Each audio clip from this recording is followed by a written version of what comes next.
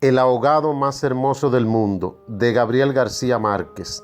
Cuento número 28 de los que debes estudiar para pertenecer al taller literario Narradores de Santo Domingo, en la voz de Víctor Escarramán. Los primeros niños que vieron el promontorio oscuro y sigiloso que se acercaba por el mar, se hicieron la ilusión de que era un barco enemigo. Después vieron que no llevaba banderas ni arboladura, y pensaron que fuera una ballena. Pero cuando quedó varado en la playa, le quitaron los matorrales y sargazos, los filamentos de medusas y los restos de cardúmenes y naufragios que llevaba encima, y solo entonces descubrieron que era un ahogado. Habían jugado con él toda la tarde, enterrándolo y desenterrándolo en la arena. Cuando alguien los vio por casualidad y dio la voz de alerta en el pueblo, los hombres que lo cargaron hasta la casa más próxima notaron que pesaba más que todos los muertos conocidos, casi tanto como un caballo, y se dijeron que tal vez había estado demasiado tiempo a la deriva y el agua se le había metido dentro de los huesos. Cuando lo tendieron en el suelo, vieron que había sido mucho más grande que todos los hombres, pues apenas sí cabía en la casa, pero pensaron que tal vez la facultad de seguir creciendo después de la muerte estaba en la naturaleza de ciertos ahogados. Tenía el olor del mar y solo la forma permitía suponer que era el cadáver de un ser humano, porque su piel estaba revestida de una coraza de rémora y de lodo. No tuvieron que limpiarle la cara para saber que era un hombre ajeno. El pueblo tenía apenas unas 20 casas de tabla, con patios de piedras, sin flores, desperdigadas en el extremo de un cabo desértico. La tierra era tan escasa que las madres andaban siempre con el temor de que el viento se llevara a los niños y a los muertos que les iba causando los años, y tenían que tirarlos en los acantilados. Pero el mar era manso y pródigo, y todos los hombres cabían en 7 botes. Así que cuando encontraron el ahogado, le bastó con mirarse los unos a los otros para darse cuenta de que estaban completos. Aquella noche no salieron a trabajar en el mar. Mientras los hombres averiguaban si no faltaba alguien en los pueblos vecinos, las mujeres quedaron cuidando al ahogado. Le quitaron el lodo con tapones de esparto, le desenredaron el cabello de los abrojos submarinos y le rasparon la rémora con fierros de descamar pescados. A medida que lo hacían, notaron que su vegetación era de océanos remotos y de aguas profundas, y que sus ropas estaban en piltrafas, como si hubiera navegado por entre los laberintos de corales. Notaron también que sobrellevaba la muerte con altivez, pues no tenía el semblante solitario de los otros ahogados del mar, ni tampoco la catadura sórdida y menesterosa de los ahogados fluviales. Pero solamente cuando acabaron de limpiarlo, tuvieron conciencia de la clase de hombre que era, y entonces se quedaron sin aliento. No solo era el más alto, el más fuerte, el más viril y el mejor armado que había visto jamás, sino que todavía lo estaban viendo, no les cabía en la imaginación. No encontraron en el pueblo una cama bastante grande para tenderlo, ni una mesa bastante sólida para velarlo. No le vinieron los pantalones de fiesta de los hombres más altos, ni las camisas dominicales de los más corpulentos, ni los zapatos del mejor plantado. Fascinadas por su desproporción y su hermosura, las mujeres decidieron entonces hacerle unos pantalones con un pedazo de vela cangreja y una camisa de bramante de novia para que pudiera continuar su muerte con dignidad. Mientras cosían sentadas en círculo, contemplando el cadáver entre puntada y puntada, les parecía que el viento no había sido nunca tan tenaz, ni el Caribe había estado nunca tan ansioso como aquella noche, y suponían que esos cambios tenían algo que ver con el muerto. Pensaban que si aquel hombre magnífico hubiera vivido en el pueblo, su casa habría tenido las puertas más anchas, el techo más alto y el piso más firme, y el bastidor de su cama habría sido de cuadernas maestras con pernos de hierro, y su mujer habría sido la más feliz. Pensaban que habría tenido tanta autoridad que hubiera sacado los peces del mar con solo llamarlos por sus nombres,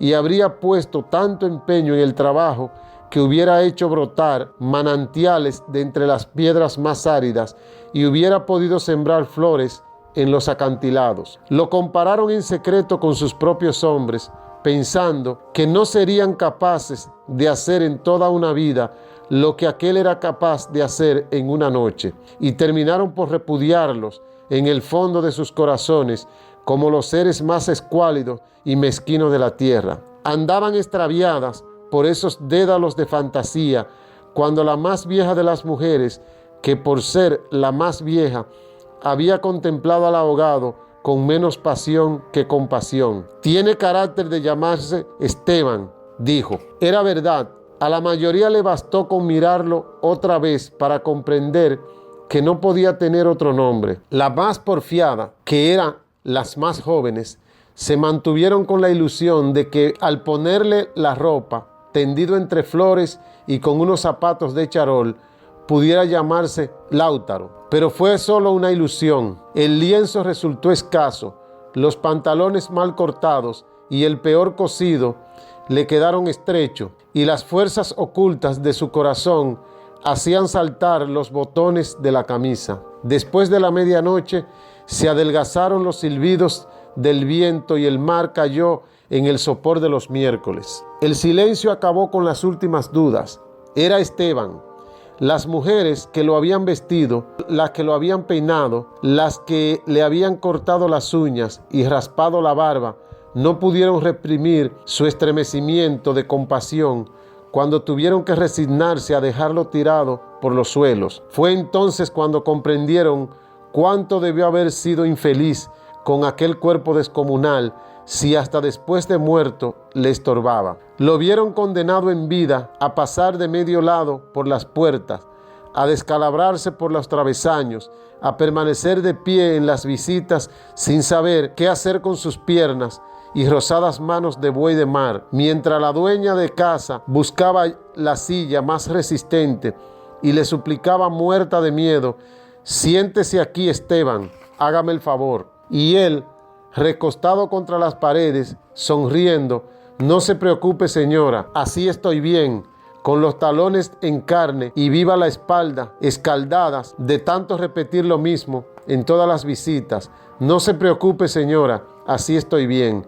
Solo para no pasar vergüenza de desbaratar la silla, y acaso sin haber sabido nunca que quienes le decían: no te vayas, Esteban, espérate siquiera hasta que hierve el café, eran los mismos que después susurraban: ya se fue el bobo grande, qué bueno, ya se fue el tonto hermoso. Esto pensaban las mujeres frente al cadáver un poco antes del amanecer. Más tarde, cuando le taparon la cara con un pañuelo para que no le molestara la luz, lo vieron tan muerto para siempre, tan indefenso, tan parecido a sus hombres, que se les abrieron las primeras grietas de lágrimas en el corazón. Fue una de las más jóvenes la que empezó a llorar. Las otras, asentándose entre sí, pasaron de los suspiros a los lamentos, y mientras más sollozaban, más deseos sentían de llorar, porque el ahogado se le iba volviendo cada vez más Esteban, hasta que lo lloraron tanto que fue el hombre más desvalido de la tierra, el más manso y el más servicial, el pobre Esteban. Así que cuando los hombres volvieron con la noticia de que el ahogado era tan poco de los pueblos vecinos, ellas sintieron un vacío de júbilo entre las lágrimas. Bendito sea Dios, suspiraron, es nuestro. Los hombres creyeron que aquellos aspavientos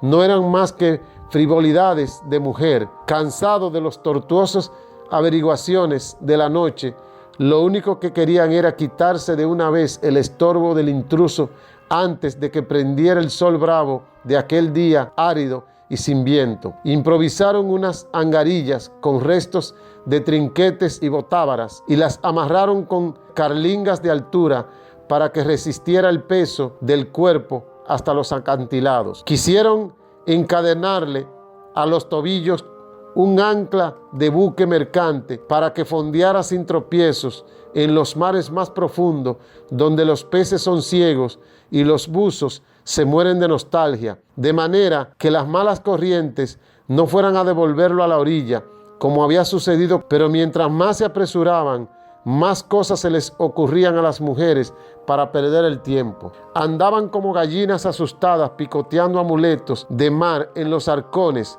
unas estorbando aquí porque querían ponerle al ahogado los escapularios del buen viento, otras estorbando allá para abrocharse una pulsera de orientación, y al cabo de tanto, quítate de ahí, mujer, ponte donde no estorbes, mira que casi me haces caer sobre el difunto. A los hombres se les subieron al hígado las suspicacias y empezaron a rezongar con qué objeto tanta ferretería de altar mayor para un forastero, si por muchas calderetas que llevara encima se lo iban a masticar los tiburones, pero ellas seguían tripotando sus reliquias de pacotilla, llevando y trayendo, tropezando, mientras se les iba en suspiro lo que no se les iba en lágrimas. Así que los hombres terminaron por despotricar que de cuando acá semejante alboroto por un muerto al garete, un ahogado de nadie, un fiambre de mierda. Una de las mujeres, mortificada por tanta insolencia, le quitó entonces al cadáver el pañuelo de la cara, y también los hombres se quedaron sin aliento. Era Esteban, no hubo que repetirlo para que lo reconocieran. Si les hubieran dicho Sir Walter Raleigh, quizás hasta ellos se habrían impresionado con su acento de gringo, con su guacamayo en el hombro, con su arcabuz de matar a caníbales. Pero Esteban solamente podía ser uno en el mundo, y allí estaba tirado como un sábalo, sin botines, con unos pantalones de 7 mecinos y esas uñas rocallosas que solo podían cortarse a cuchillo. Bastó con que le quitaran el pañuelo de la cara para darse cuenta de que estaba avergonzado, de que no tenía la culpa de ser tan grande, ni tan pesado, ni tan hermoso.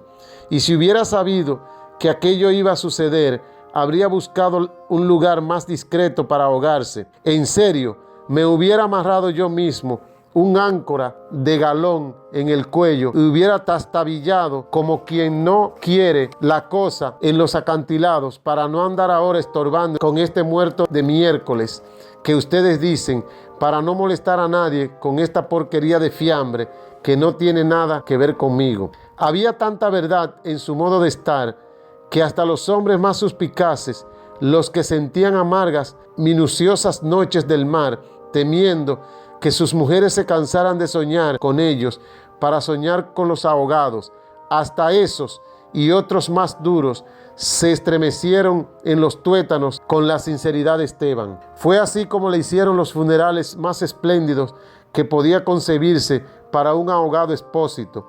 Algunas mujeres que habían ido a buscar flores en los pueblos vecinos regresaron con otras que no creían lo que les contaban, y éstas se fueron por más flores cuando vieron al muerto, y llevaron más y más hasta que hubo tantas flores y tanta gente que apenas sí se podía caminar. A última hora les dolió devolverlo huérfano a las aguas, y le eligieron un padre y una madre entre las mejores, y otros se le hicieron hermanos, tíos y primos, así que a través de él todos los habitantes del pueblo terminaron por ser parientes entre sí. Algunos marineros que oyeron el llanto a distancia perdieron la distancia del rumbo, y se supo de uno que se hizo amarrar al palo mayor recordando antiguas fábulas de sirena. Mientras se disputaban el privilegio de llevarlo en hombros por la pendiente escarpada de los acantilados, hombres y mujeres tuvieron conciencia por primera vez de la desolación de sus calles, la aridez de sus patios, la estrechez de sus sueños, frente al esplendor y la hermosura de su ahogado.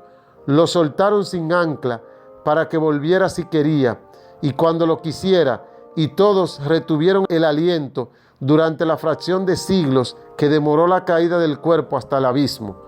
No tuvieron necesidad de mirarse los unos a los otros para darse cuenta de que ya no estaban completos ni volverían a estarlo jamás. Pero también sabían que todo sería diferente desde entonces, que sus casas iban a tener las puertas más anchas, los techos más altos, los pisos más firmes, para que el recuerdo de Esteban pudiera andar por todas partes sin tropezar con los travesaños y que nadie se atreviera a susurrar en el futuro: ya murió el bobo grande, qué lástima, ya murió el tonto hermoso, porque ellos iban a pintar las fachadas de colores alegres para eternizar la memoria de Esteban, y se iban a romper el espinazo excavando manantiales en las piedras y sembrando flores en los acantilados, para que los amaneceres de los años venturos, los pasajeros de los grandes barcos, despertaran sofocados por un olor de jardines en alta mar, y el capitán tuviera que bajar de su alcázar con su uniforme de gala, con su astrolabio, su estrella polar y su ristra de medallas de guerra, y señalando el promontorio de Rosas en el horizonte del Caribe, dijera en 14 idiomas: miren allá, donde el viento es ahora tan manso que se queda a dormir debajo de las camas, allá donde el sol brilla tanto que no saben hacia dónde girar los girasoles. Sí, allá es el pueblo de Esteban.